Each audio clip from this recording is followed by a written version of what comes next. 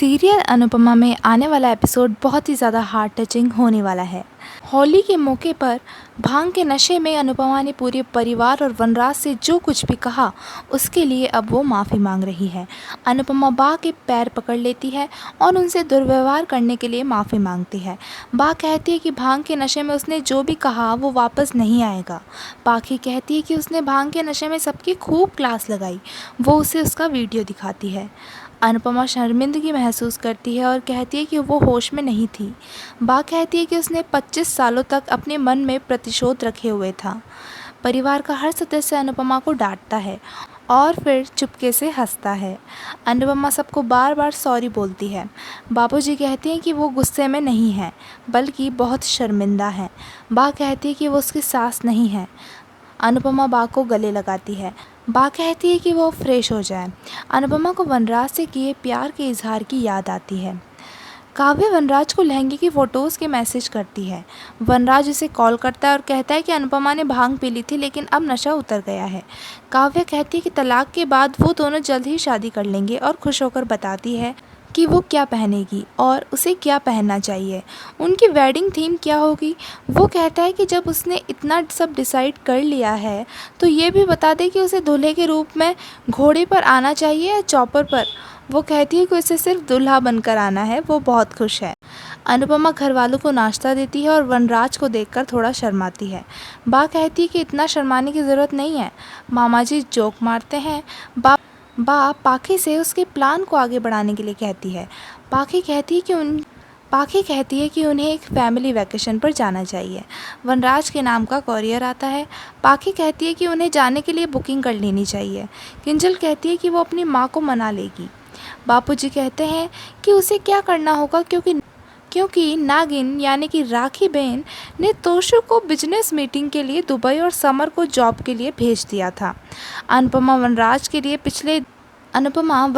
लिए पिछले दिन की हरकत के लिए माफ़ी मांगती है। वनराज कहते हैं कि कोई बात नहीं और वो बताते हैं कि वकील का नोटिस आ गया है और उन्हें 2 दिन बाद तलाक फाइनल करने के लिए कोर्ट जाना होगा। बा कहती है कि वो पहले ही ट्रैकिंग की ट्रिप प्लान कर चुके हैं। पाखी कहती है कि एक बार अनुपमा और वनराज एक दूसरे के साथ वक्त बिताएंगे तो वो अपने डिफरेंसेस को भूल जाएंगे।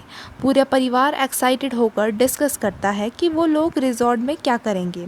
वनराज और अनुपमा चुपचाप डिस्कस करते हैं कि 3 दिन बाद उनका तलाक हो जाए। वनराज अपने रूम में जाता है। तलाक का नोटिस देखकर उसे याद आता जाता है कि कैसे उसके दोस्त के डिवोर्स पेपर देखकर अनुपमा उसकी पत्नी को तलाक ना देने के लिए कहते हुए रो रही थी।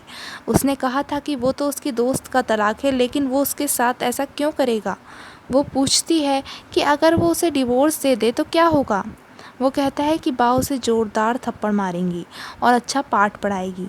वो बा को भड़का देगा। वो हंसती है। वनराज को फ़ोन आता है और वो पुरानी यादों से बाहर आ जाता है। वो सोचता है कि एक बार उसने तलाक को लेकर मजाक किया था और कभी नहीं सोचा था कि ये एक दिन सच हो जाएगा। जो इंसान ज़िंदगी में नहीं सोचता वो हो जाता है। अनुपमा वनराज के पास आती है। बैकग्राउंड में गाना बजता है। ज़िंदगी के सफ़र में गुजर जाते हैं जो मकाम वो फिर नहीं आते। वो बताता है कि उसे विश्वास नहीं हो रहा कि डिवोर्स पेपर्स आ चुके हैं। अनुपमा कहती है कि वो तलाक चाहती थी और जानती थी कि ये होगा, लेकिन अब जब ये सच में हो रहा है तो वो समझ नहीं पा रही है कि ये अच्छा है या बुरा है, या उसे अजीब सा महसूस हो रहा है जैसे उसके अंदर कुछ टूट रहा है। इधर वनराज कहता है कि ये बहुत तकलीफ़दायक है। वो कहती है कि उनका प्यार अब खो चुका है लेकिन एक दूसरे को देखने की आदत नहीं गई है। वो कहता है कि एक दूसरे को देखने, बात करने और झेलने की आदत नहीं जाएगी। अलग होने के बाद भी वो उसे चाय लाने को बोलेगा। पुरानी आदतें बहुत परेशान करेंगी। वो कहती है हाँ ये तो है। वो कहता है कि इस कंडीशन में वो नहीं जा सकता तो उसे परिवार को बता देना चाहिए कि वो पिकनिक पर नहीं आ रहा है। वो कहती है कि हमें चलना चाहिए और अंत को शुरुआत की तरह एंजॉय करना चाहिए। वो कहता है कि जब दिल दुखी हो तो वो कैसे मुस्कुरा सकता है। वो कहती है कि परिवार के साथ होकर उनके आंसू छुप जाएंगे। अनुपमा आगे कहती है कि हम दोनों को अपने परिवार के साथ समय बिताना चाहिए और वनराज मान जाते हैं। अनुपमा उसे उनकी शादी के दिन की याद दिलाती है जब उन्होंने 7 जन्मों की कस्में खाई थी, लेकिन वो एक ज़िंदगी भी साथ नहीं हो सके।